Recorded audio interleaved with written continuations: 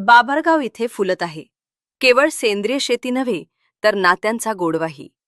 माजी मुख्यमंत्री दिवंगत विलासराव देशमुख यांच्या पत्नी वैशालीताई देशमुख यांनी आपल्या जिद्द आणि दूरदृष्टीच्या जोरावर शेतीत नवा आदर्श निर्माण केला आहे.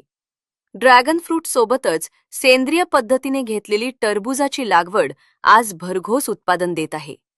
या शेतीचा व्हिडिओ सौ दीपशिखा धीरज देशमुख यांनी सोशल मीडियावर शेअर केला असून तो सध्या मोठ्या प्रमाणावर व्हायरल होत आहे.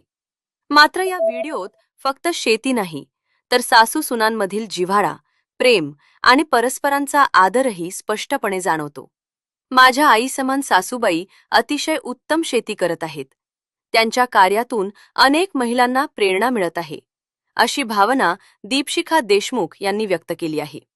एवढ्या मोठ्या आणि प्रतिष्ठित कुटुंबातील व्यक्ती स्वतः शेतीकडे वळून शाश्वत आणि सेंद्रिय शेतीचा संदेश देत आहेत, ही बाब निश्चितच समाजासाठी प्रेरणादायी आहे.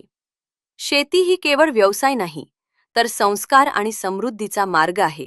हेच या उपक्रमातून अधोरेखित होत आहे.